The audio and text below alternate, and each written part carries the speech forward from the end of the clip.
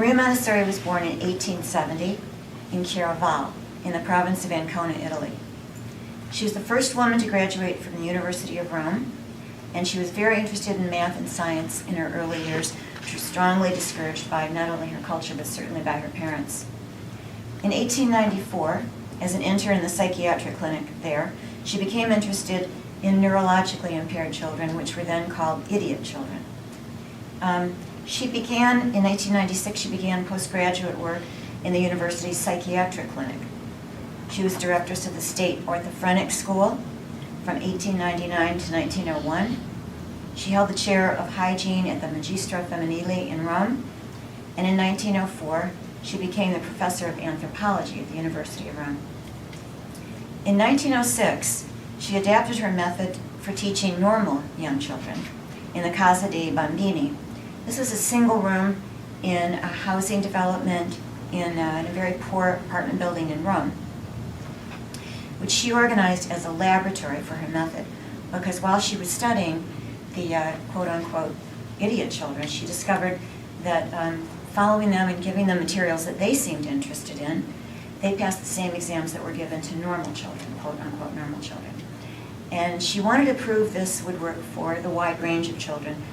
So she talked to a landlord at in the San Lorenzo district and told him that if he would give her the space for nothing and she could conduct her laboratory school, that she would turn these children from children who abused the material and the environment to children who would take care of the environment.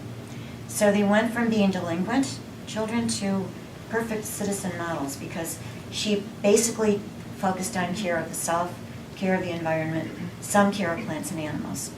After she was successful with that, those parents said, "I can't believe the transformation in my child. Do you think that you could teach some reading and writing and numbers?" And that's how the academics formed, but that wasn't her original intention.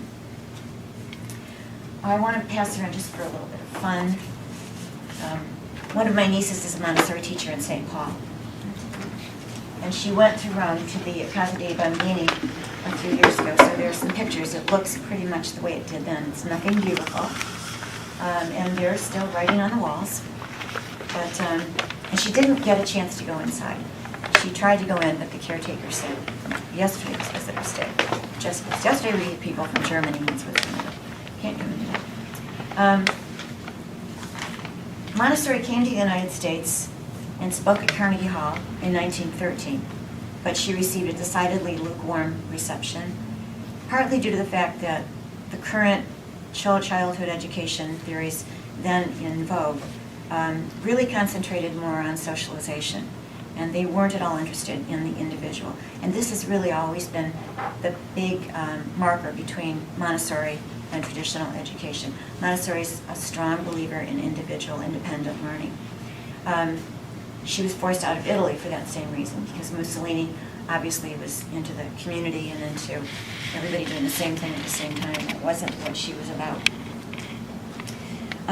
She formed many training centers. After she left Italy, she went to Sri Lanka. She died in the Netherlands in 1952, because rather than going back to Italy and being buried there, she wanted to be seen as a citizen of the world. So she died there at the age of 82. In the 1950s, a woman named Nancy McCormick Rambush in New York City was looking for a place for her children. And she didn't like the schools in New York. She'd heard about the Montessori method. She traveled to London. She studied under Mario Montessori, Dr. Montessori's son, and brought the method back to the United States, and she opened up her first school at the New York Foundling Home. After that, it went all over the country. Actually, I think the second Montessori school was right here in Cleveland. And right now there are thousands of Montessori schools all over the country, and certainly all over the world. And there are even Montessori schools that really don't even understand that they are trying to be Montessori schools. So when you have mixed ages, and when you have learning by doing, and when you have children helping each other, that's how the Montessori philosophy has filtered down into the general public. Our goals for your children are directed towards their learning attitudes and their character development, rather than academics accomplishments such as reading or memorizing addition tables. All right, we have 5 aims.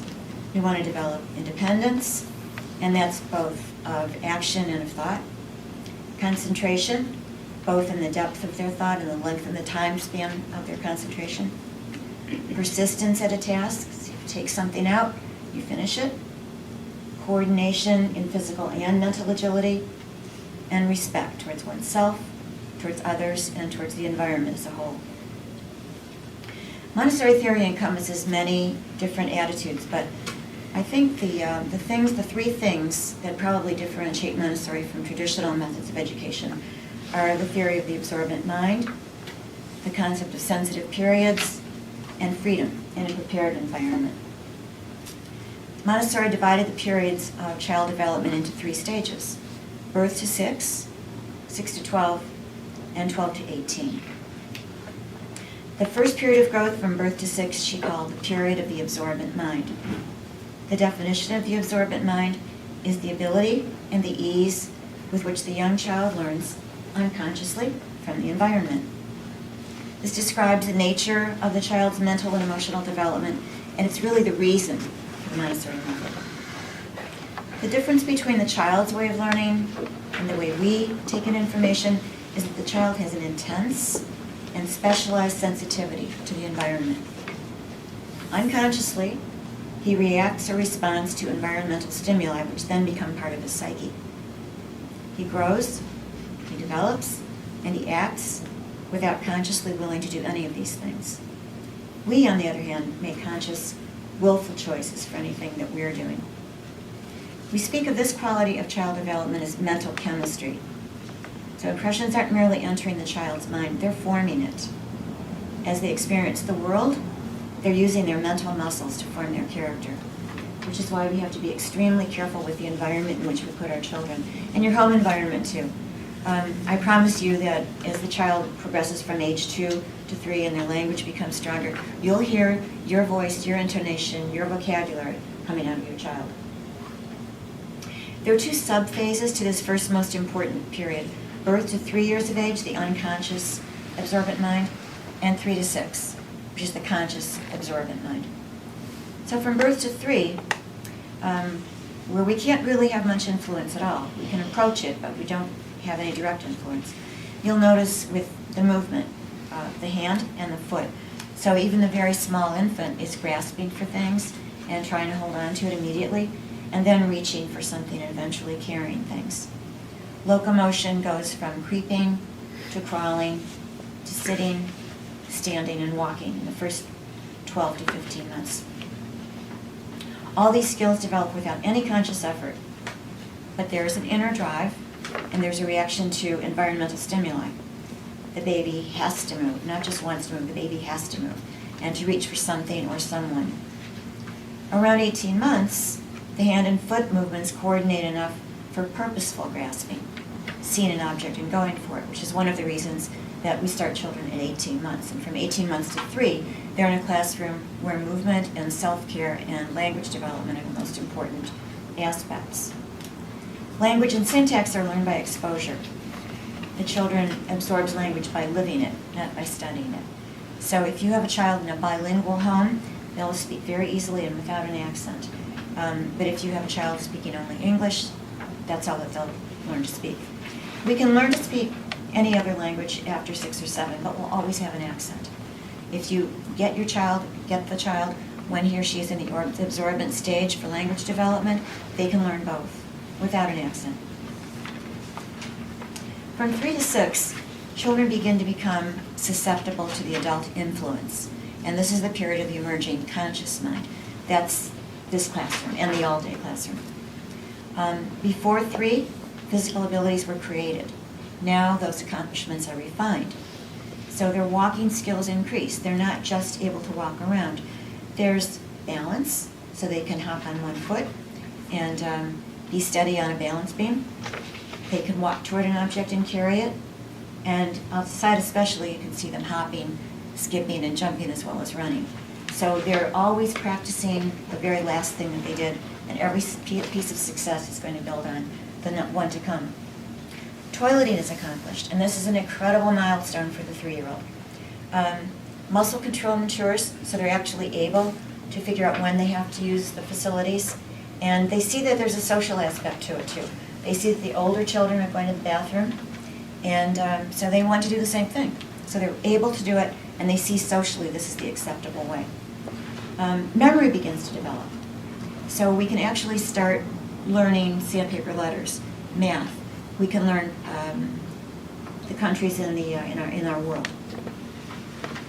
So now the child at 3 years of age has several strong impulses. They want to be independent. So we have to take a lot of time. In the classroom we have tons of it. At home, if your child wants to dress himself or herself, make sure that there's enough time in the morning. In the toddler class, Liz lets the children take an hour, if it takes an hour to put on their socks.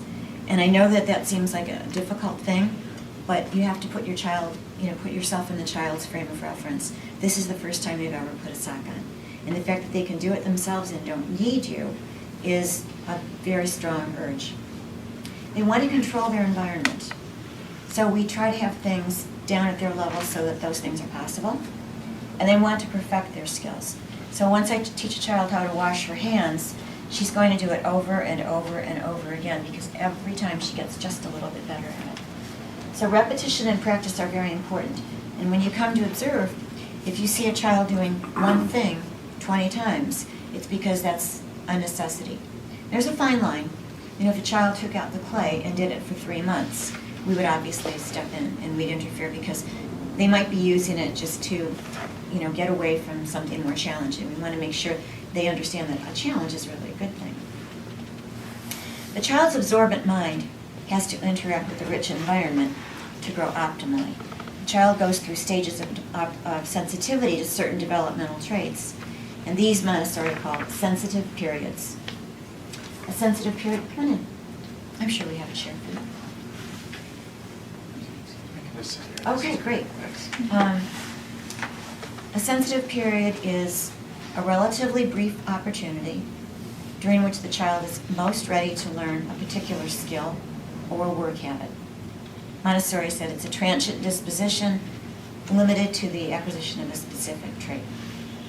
So one of the most important duties of the directress in the classroom is to be aware of every child's sensitivity and readiness for a particular skill and introduce the child at that particular time. So a great part of our training is observation because we have to know your children inside and out. We have to know everything that they've accomplished, where they are in each skill, and when they're ready for the next thing because we want to make sure that we give them a challenge without frustrating them. A sensitive period for order, for instance, which is sequence in time and space, is from 2 to 4 years. They need order in their environment because it gives them a sense of security. We don't move the furniture around a great deal. We let the children do that if they wish. We don't move the things on the wall around too much. The children really need to know what to expect the next day. They don't thrive in chaos. They need to create order themselves because this gives them a sense of power and control and mastery over the environment.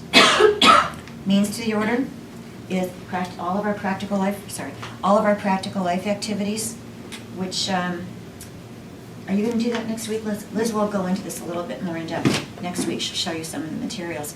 But they're basically care of self and care of the environment. And it does help the children because they think, I can do the things that I see my older colleagues doing and things that my parents have done for me. And the sensorial exercises. All the sensorial exercises are very carefully arranged from concrete to the abstract. Concrete to the abstract and from the simple to the complex. Sensitive period for language, from 6 months, possibly earlier, to 5 years. And the sequence is the children begin listening at birth or earlier, and they're imitating your words, they're imitating your tone, your volume, the syntax, the grammar. Around 12 months, they start speaking a few words, and then by the age of 2, Montessori said we have an explosion into language, so there's a great deal of talking. And people say often there's criticism of Montessori is that it's so quiet the children are allowed to talk, but you can't keep them from talking. So, you will observe when you see it. they're always talking. They're talking to me, they're talking to each other, they're talking to one of my assistants. It's just something they have to do. They love hearing themselves talk. Grammar, syntax, and complete sentences are all accomplished before 5 years old. What helps to develop in the language? Proper language and terminology. So we don't use baby talk. We use the correct pronunciation for everything. I was just reading the other day that in one of Beatrix Potter's books, Peter Rabbit was eating something and it was a soporific to him. And there was criticism at the time that she used such a big word. And somebody said, for heaven's sake, when are they going to learn it? If the children can learn the names of every cereal in the cereal aisle, you know that they can understand things like soporific. Also, we label lots of things for the children, and they label things themselves, too. In Montessori's time, taxonomy was a very big deal. Classification of everything was crucially important, but it happened to be something that children really love doing. So we have labels for the ant and the horse and butterfly and just about everything that children see in their environment. We can label, and it gives them a sense of knowing the subject in front of them better. Development of the senses happens between 2.5 and 6 years of age, which is one of the big reasons that we have 3 to 6 year olds all together, because they're learning through their senses. Children this age don't learn abstractly. They don't have that ability yet, which is why a lot of schools haven't started until they're 6 or 7. They thought, well, children aren't learning the way we learn. There's no sense of reason, so we might as well not let them start school until they're 6. Montessori observed, because she was a scientist, and said, they're learning. They're just not learning the way we are. But what they're learning is just as legitimate as anything that we're taking in. What she described as sense education is the refinement of the differential perception of stimuli. Trying to break that down into easier words, children are bombarded with images. There are all kinds of sensory things coming at them. What we're trying to do is help them sort things out and classify them. So you see with all the sensorial materials that we have over here, many of them based on 10, it's really not to help the children see better or hear better or feel better, but it's to help them make sense of all the images that are bombarding them. So they learn about length. They learn about the shortest thing and the longest thing, about the lightest thing and the heaviest thing, about something that tastes bitter and something that tastes sweet. So they can classify and they have control over their world.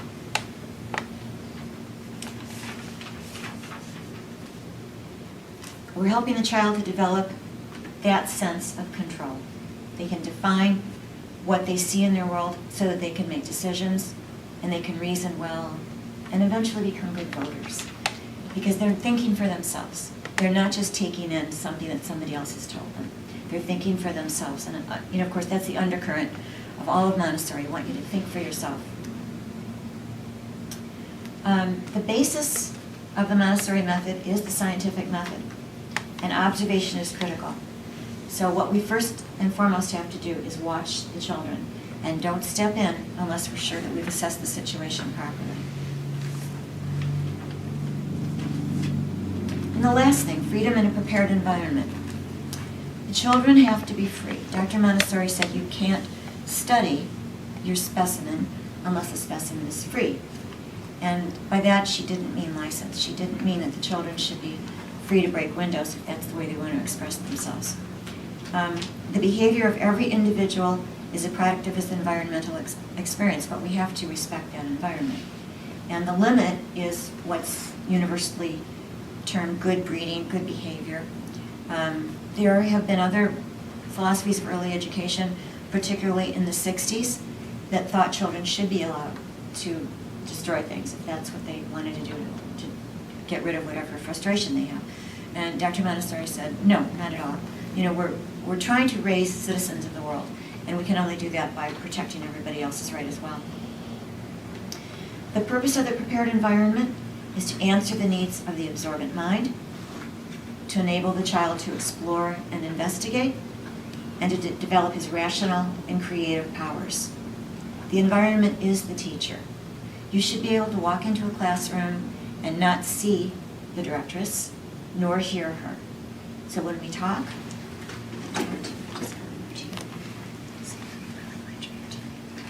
so that only she heard what I said, nobody else. That child feels really important because I've come over here and I haven't disturbed the rest of the class. The children can keep on working. Dr. Montessori said, well, a child is really concentrating, and that's what we want. We want to focus on the child and his concentration. No matter if it's a cylinder block or painting or if it's hand washing. What we're trying to do is get the child to focus and fire those neurons. So whatever it takes is what we're going to introduce to the child. But they know because we have presented them carefully that they are to do the same thing.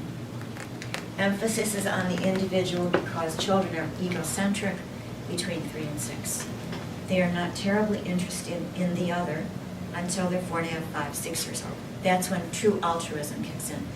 This is, again, going back to conflicting early childhood theories. If you try to push socialization, it won't take at this age because they're just not ready for it.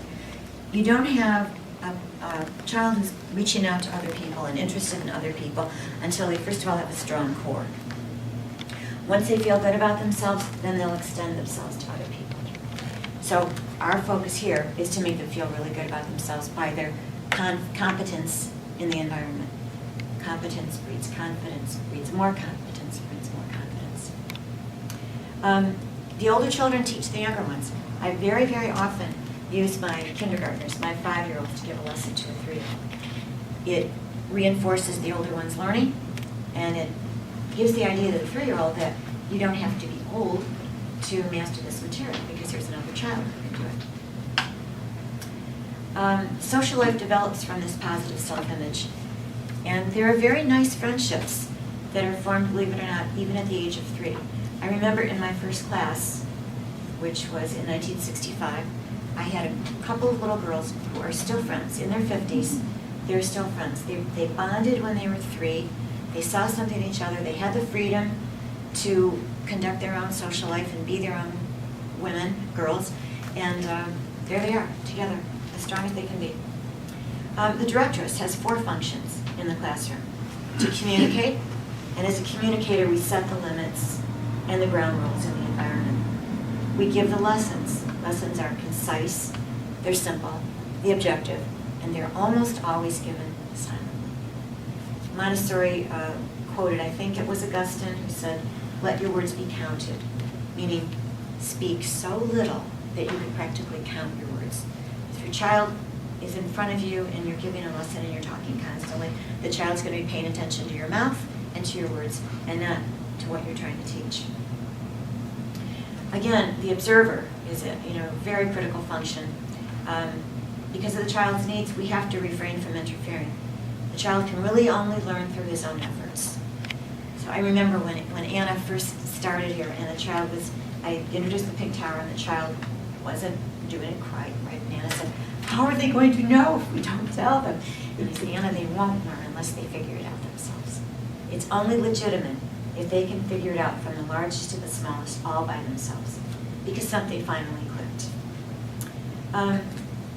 Observation is the core of the Montessori method. You have to know your subject. You have to know whether the children have this kind of a grasp and can finally hold a pencil. You have to know whether they can follow the 17 steps in hand washing. You have to know how many sandpaper letters they know. You have to know if they can do what math material they can do. So whether you go to the decimal system or not, you have to know everything about that child. We don't memorize it, by the way. There's no way you could remember all of the materials that we give the children, so we keep good records.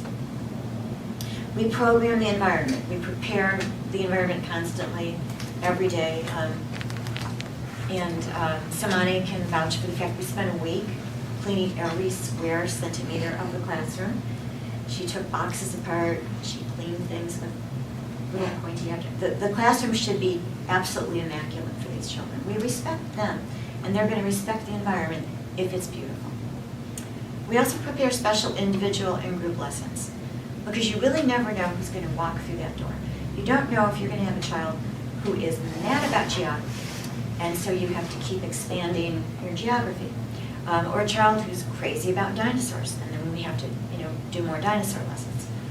This is something new. In Montessori's day, there was no dinosaur exploration, so that's something that we've had to work on. And because Montessori died in 1952 doesn't mean that her method stopped then. She was a scientist. She'll be the first one to say, keep it going. We have to be an exemplar because the children will model us. They will do what we do. They will not do what we tell them to do. So we have to be the model. We have to watch what we say. We have to watch our voice. We have to watch the way we move. We have to be constantly kind, patient, accepting, loving toward the children. They have to know that whoever they are, whatever they've done, we love them and we accept them for who they are. We ourselves have to experience the environment with care, with interest, and a willingness to experiment. So one of the children started taking out the carpentry board that we have around the corner and doing something that I had never seen before because he was building with it. But he was building with it quite beautifully. So one of my assistants shut us off and I said, no, it's something new. It's not destructive. It's not chaotic. There's a purpose behind it. So, let's see how it works. We ourselves have to be open to experimentation. The materials in the environment, as you see, they're pretty much the way the children left them at noon today. They especially learned the first week because we take the newest children and we do very, very few things, but we do them carefully. They learned to put things back on the shelf when they're finished with them, to push in their chairs, and to do things quietly and carefully. Everything is to the child's scale, as you notice if you're sitting in one of our low chairs, because it is their environment. At home, you have the phone ringing, you have your cells going off, you have maybe the door to answer, you have grocery shopping to do, you have many, many distractions. Here, the child is the center of the universe, and everything should be for him or for her. We have a full complement of Montessori materials, and you'll see this in the enrichment class. You should be able to go to any city in the world, and the classroom should look pretty much like this, because there's a standard core set of materials in Montessori environments. But beyond that, almost anything can be a Montessori method, a Montessori material, if it does a few things. First of all, it has to answer a need of the child. So you have to have observed that the child really is interested in this particular thing. It's not just something that you think would be great. We have to isolate the activity. What are we teaching? If we're teaching size or length, then all of the rods are red. And there's not a lot of distraction. There aren't lots of pictures and talking going on in there. It has to have a sensorial base because that's the way children learn. It has to be self-correcting. So for instance, with a cylinder block, if the child has put this cylinder, of course it will go in, but then we're going to have one left over. So the child figures this out. Eventually they'll say, oh, that doesn't go, it goes back there. Now I get it. And it might take many tries, and they'll get it eventually. But they've gotten it because they did it, and they practiced with it, and they worked on it themselves. So the materials have to be self-correcting. They have to be ordered from the simple to the complex and from the concrete to the abstract. So we don't just start with something abstract. We have to make sure that we keep building on the child's successes. And once you've seen that a child has mastered, for instance, the first box of color tablets, which is matching the primary colors, then you can go on to primary and secondary and black, white, and gray, and you can go on to gradation. But you don't go into something really difficult unless you know that they've mastered the step before it. And by mastering, you know it inside out. The contents of the environment, practical life, which is the cornerstone of the classroom, because this is where the children learn concentration and coordination and care. And this is also where the pincer grasp is developed. This is part of Montessori's genius. Everything has a dual purpose. So for instance, the children are learning how to pour water, and that's a wonderful thing, but they're learning to pour water with a pitcher that they have to use the opposition, thumb finger opposition with. And it's glass, because if it were plastic, it wouldn't matter if they dropped it. So there are lots of built-in character developments with Montessori materials. The sensorial material, again, to refine the differential perception of stimuli, and we'll look at that next week. Math, which is a means to order and helps the organized mind. And language. Language in the Montessori environment also incorporates botany, zoology, biology, geography, because basically these are all labeling exercises. But we include them in the classroom because the children they want to know what's around them. We also have cultural subjects such as music and art, history, and social studies. Basically anything that's interesting to the children, we include in the Montessori classroom. And that is it. Yeah.